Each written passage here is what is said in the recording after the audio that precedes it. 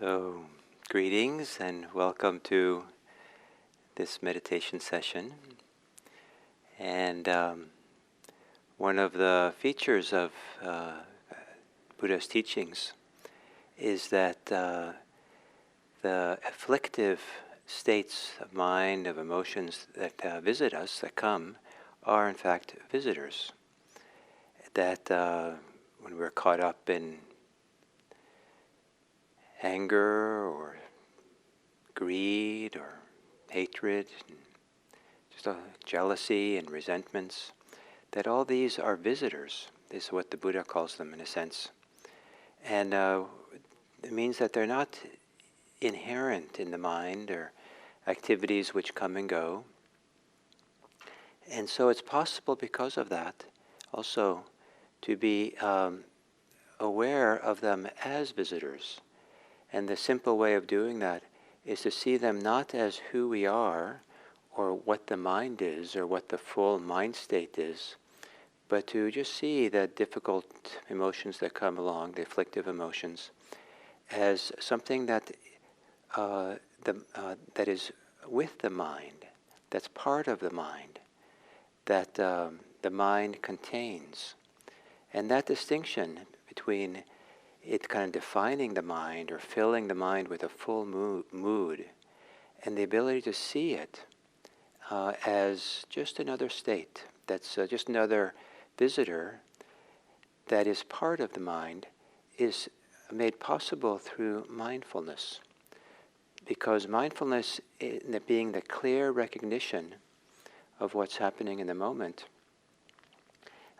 is that then the mind always is more than what's afflictive. There's always the mind is bigger, more encompassing than a particular afflictive emotion. So to recognize, jealousy, the mind that recognizes jealousy is not jealous, it's just recognizing it. And so the Buddha talked about being aware of a mind with greed, a mind with hatred, with delusion. So as we do this sitting, maybe you can do the with meditation. And that is that whatever difficult states of mind that arise, and even it's quite subtle, a slight annoyance at the mind wandering off, is to see it as, the mind is with this. This is a mind with that. And in doing so, not identify, not be caught by it, not be so fixated on the presence of this. It's just a visitor. So to take a upright meditation, take an upright meditation posture and gently close your eyes. And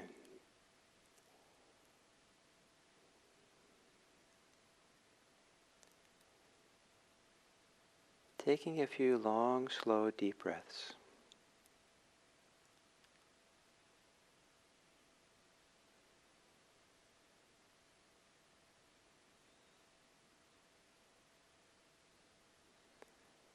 Taking a deep breath in. And as you breathe in, to feel the rib cage expand, stretch. And as you exhale, to feel the coming back in, the settling of the rib cage. Perhaps feeling as you breathe in, the growing space between the ribs.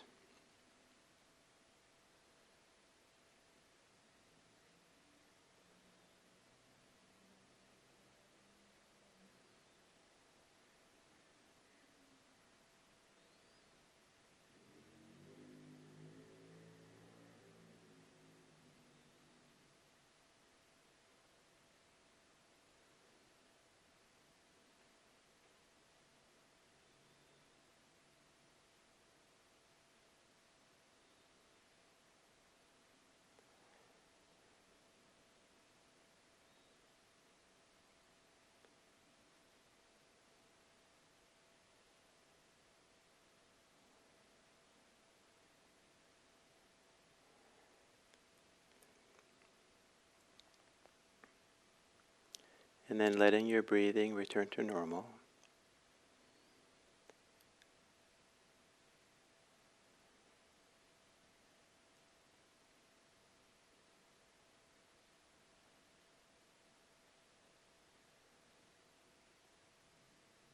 And taking a few moments to not only relax the surface muscles, the face, the shoulders, the belly, in a sense the surface, but also relax deep inside, maybe in the deepest place you know as you exhale, to release and relax.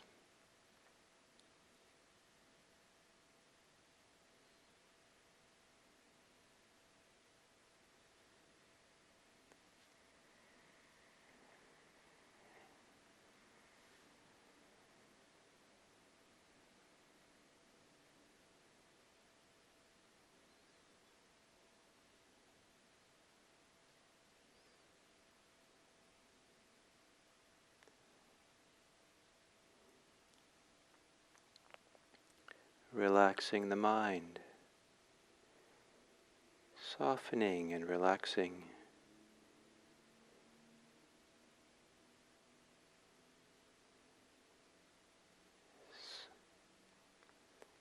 Relaxing and letting go of your thoughts, the thinking mind.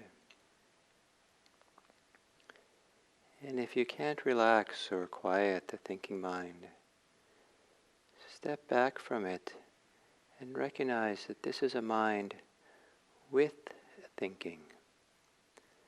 So the thinking doesn't define the mind. It's one aspect of the mind, a corner of it or part of it.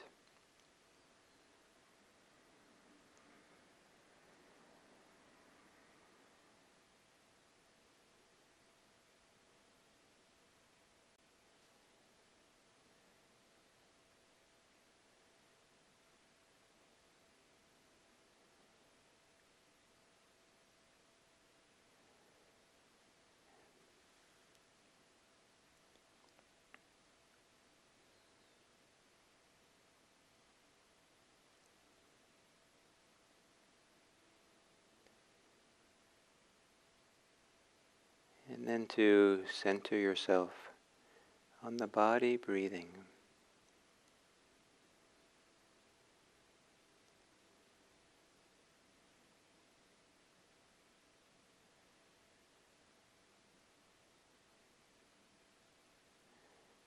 Taking a few moments to discover what your breathing is like at this time. As if you're knowing the breath for the first time, or that today it's unique. What is your breathing like? Fast or slow? Deep or shallow? Which parts of the body are engaged? Which parts of the body move?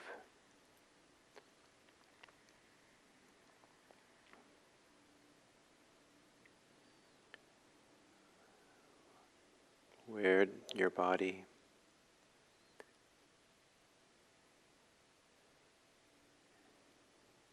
might the breath, the breathing be held back? And not to be troubled by any of this, but to just have the with meditation. Oh, this is meditation with breathing this way.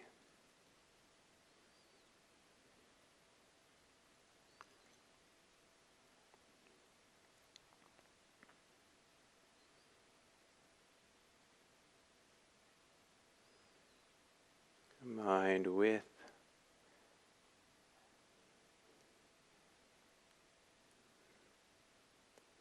And if you find yourself distracted or disturbed or agitated by anything, say the word with. This is a mind with this. This is meditation with this. And in saying with, to recognize that this is only part of the picture. The mind, the meditation is much more. The difficulties are just visitors. And in saying with, maybe you'll be less bothered, less involved, but more inclined just to see it as an expression of the present moment, a visitor.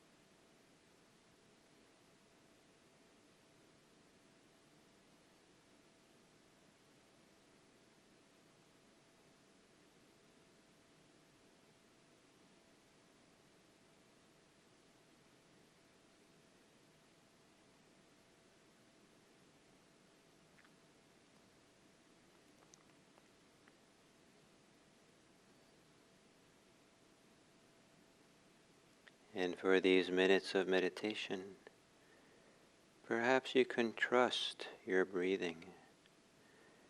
Trust being aware, mindful of breathing. Perhaps trust it more than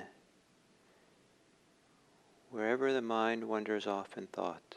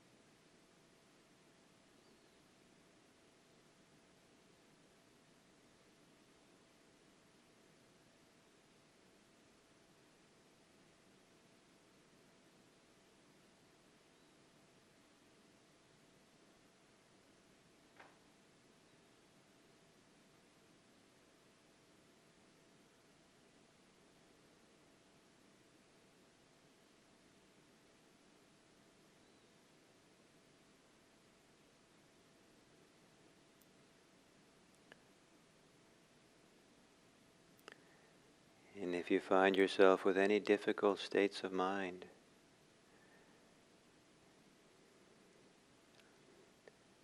label it as with. Use the with note. And with meaning this is a mind with a difficult mind state. The mind is so much more.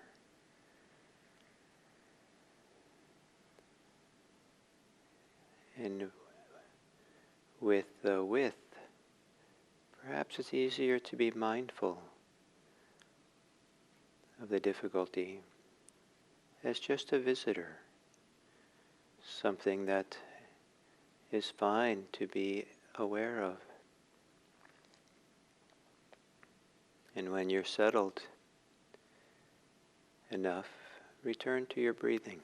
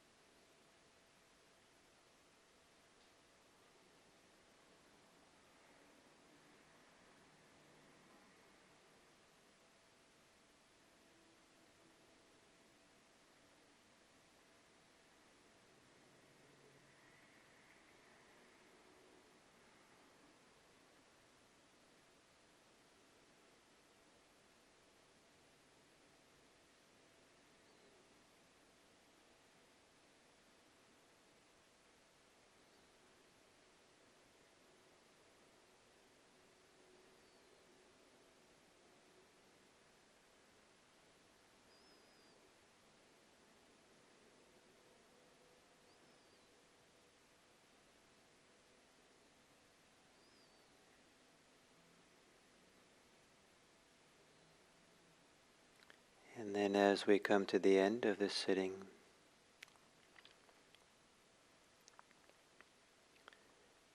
to make room in your heart and your mind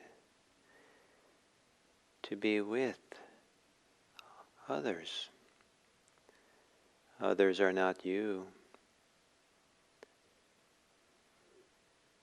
but our minds, our hearts are big enough to include them, to have our concerns, our well-wishing, our love, to have others with it, in it. And perhaps your heart is big enough to hold all beings. Or your heart is big enough to feel in communion, in companionship with all beings.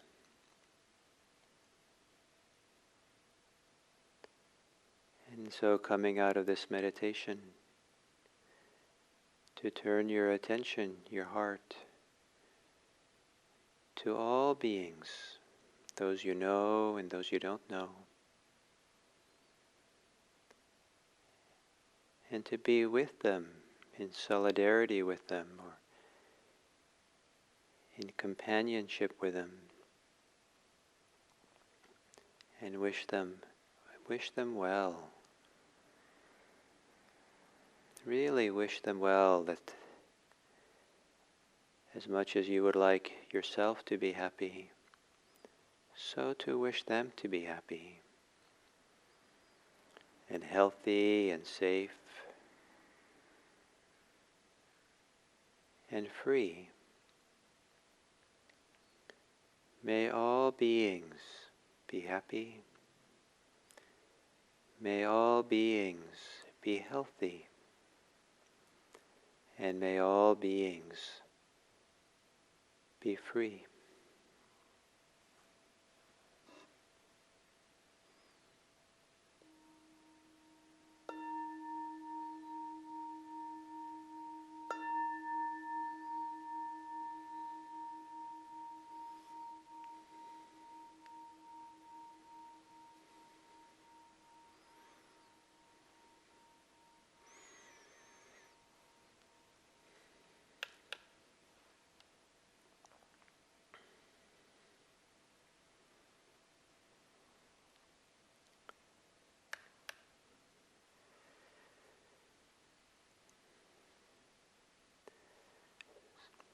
So in continuing these talks on the 4 foundations of mindfulness, the topic for today is the 3rd foundation, the mindfulness of mind, or mindfulness of mind states. And what's interesting about the second foundation, the mindfulness of feelings and mindfulness of mind, both of them make a distinction that is quite useful for the deepening or the filling out of the path to liberation, to move towards more and more freedom from suffering. And this distinction is, in my language, is that a distinction between that which is surface material and that which is deep down or deep within. And kind of the deep within our very quality of being, of who we are. Not who we are, but a quality of being, the deeper quality of heart in which we live. Something like that. So what is shallow and what is deep within us. And so in the feelings, what I didn't talk about yesterday, whereas there's 3 kind of common denominators of all feelings, and those denominators are pleasant, unpleasant, and neither pleasant or unpleasant. There's also the distinction that's made between those feelings that have those 3 common denominators, which are of the flesh. We might say in modern English, skin deep in a sense. And those which are not of the flesh, those which are deep inside. And so some feelings, like if you if you eat something nice and tasty, that would be of the flesh, only skin deep. It only has to do with the taste for the most part. And or if you touch some very nice, smooth, wonderful surface, and maybe velvet or something, it feels so nice, and the pleasure there. It's very nice, not to diminish the niceness of it, but it's more skin deep. It's more like the senses have been stimulated. That which is deeper doesn't belong to the senses that are kind of on the surface of things, the skin, the eyes, the ears, but some deeper quality, almost something that wells up from within. It's a kind of a way in which the inner life gets organized or gets opened or gets into harmony. And it's that also can be pleasant, unpleasant, and neither pleasant or unpleasant. And mostly the Buddha, for the path of liberation, when he talks about this not of the flesh, the deep feelings, he's talking about those which are pleasant, that open up to deeper and deeper states. There are some difficult ones that come in, difficult, unpleasant feelings that come from this also. That's part of the practice, and probably any spiritual practice involves great challenges. And if it didn't, it wouldn't be a spiritual path.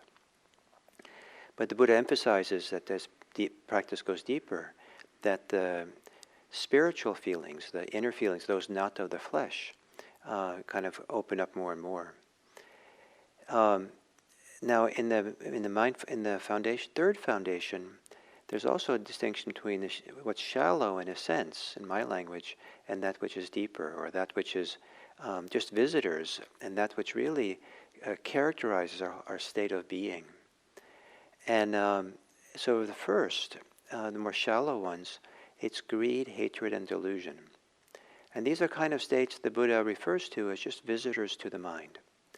And in fact, when in the instructions for mindfulness of greed, hate, and delusion, the Buddha says, recognize that this is a mind with greed, a mind with hatred or aversion, a mind with delusion.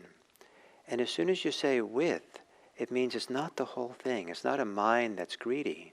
It's a mind that has some greed in it. And the reason why this is important has to do with mindfulness becoming strong. To be able to kind of be mindful, to observe, to see clearly greed operating, the part of the mind that sees it, that knows it, is not greedy. It's just knowing it. And because that is there, you can't say the whole mind is greedy. It's just a mind with greed. It might predominate, but it's not the whole thing. And this kind of cracks open the possibility of further freedom. The mindfulness itself is a kind of freedom, in this case like freedom from greed, and that's beginning to appreciate movement towards greater and greater freedom.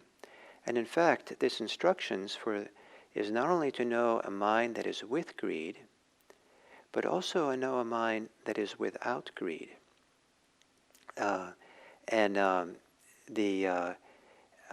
There's something about recognizing, again, being the freedom, the absence, the freedom from afflictive emotions, which keeps opening the door of freedom for us. And is that opening up freedom, which is such a big part of the Eightfold Path. For those who have a taste of freedom, it's just a matter of expanding it and expanding it. And the Eightfold Path is a description for how to do that. For those who haven't had a taste of freedom, they're getting a little bit of here if the mindfulness is strong. A mind without greed, recognizing that. So without hatred and without delusion. And then the second one, that which is deep, or that has to do with qualities of our deepest being, or how we are in some deep way, the quality of our heart. The word with is not used anymore.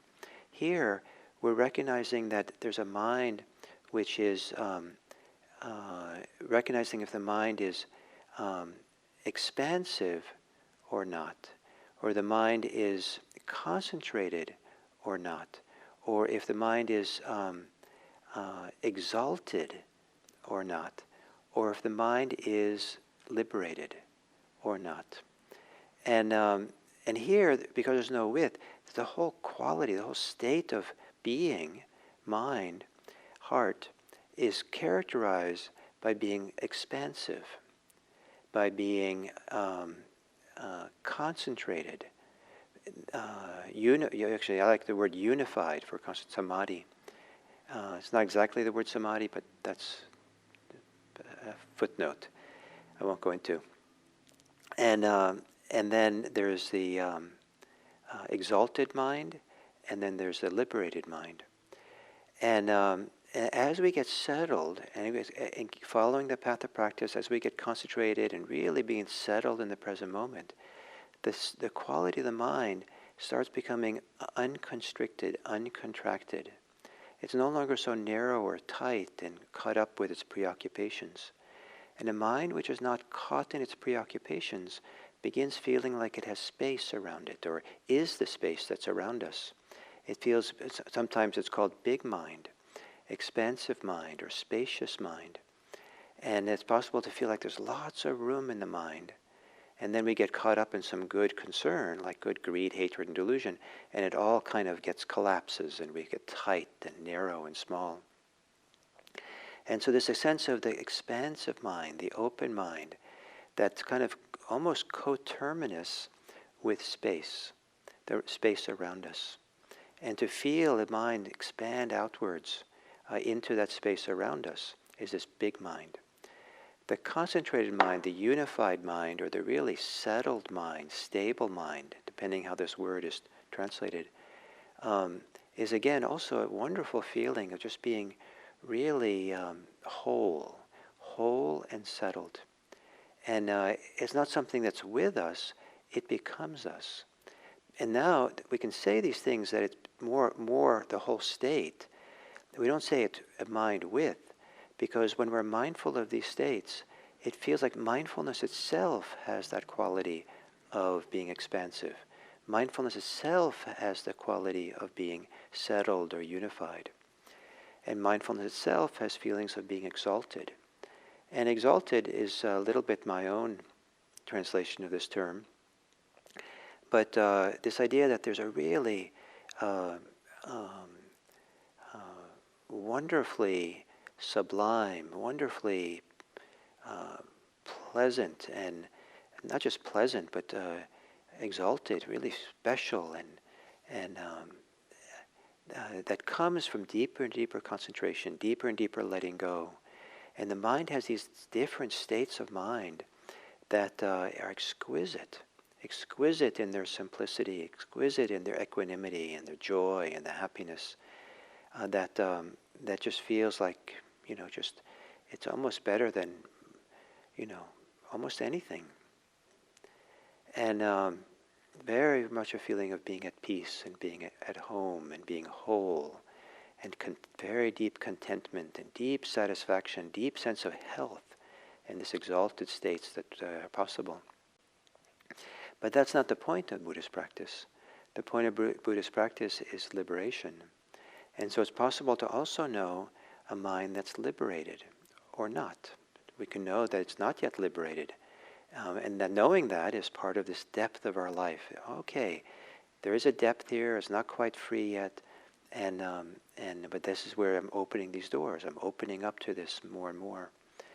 And so a mind that's liberated, and here also it's not a mind with liberation. As I said, mindfulness itself partakes in this quality of liberation. Mindfulness, the knowing of it all, is part and parcel of this unrestricted, unlimited, unhindered, uncontracted state of mind, a quality of being. And it's possible to know this and touch into it. It just feels like it suffuses my being. And so in the second foundation, to begin appreciating that we have an inner life. And the inner life is really the way to tune into that and become aware of that, not just what's skin deep, flesh deep of the flesh, but really the inner life in a deep way is a way that we keep opening to freedom. That's where freedom is really felt. It's not free to do, like in the world, whatever we want. It's this inner quality of heart, of being. And in the third foundation, the same distinction is made. And so this distinction perhaps helps us to realize there's much better things in this world than what we can experience when we're through our greed. Much better things we can experience than what we can experience through hatred or ill will. And much better things than delusion. And we are the caretakers of our own inner life. And then we start tuning into this inner life. And if it's not expansive, we lovingly just know, oh, today it's not expansive. This is what it's non-expansive, it's like. But that knowing is part of the movement towards becoming expansive. We know I'm not concentrated, I'm not settled. And knowing that is the beginning of tuning into that place that can begin relax and open. It's not exalted. And rather than having greed or hatred for not having an exalted mind, just knowing that there's something freeing and opening and that being moves in that direction. And then liberated mind. And sometimes the mind is not liberated, and we can know that. And there's something about knowing the mind is knowing the mind is not liberated, knowing we're caught in something. That knowing is itself partaking in liberation, or it can partake in liberation. And so let your mindfulness, learn mindfulness, learn the quality of awareness that is aware of things. Learn how that can be found and be done. So there's a freedom in the knowing, in the awareness. And that's your crack, and that's the door that we want to open. So that our inner life can sing, can be free, can be happy in a profound way. So thank you very much, and we'll continue with the fourth foundation tomorrow. So we are meeting tomorrow, Thursday morning, and then Friday as well. Here, thank you.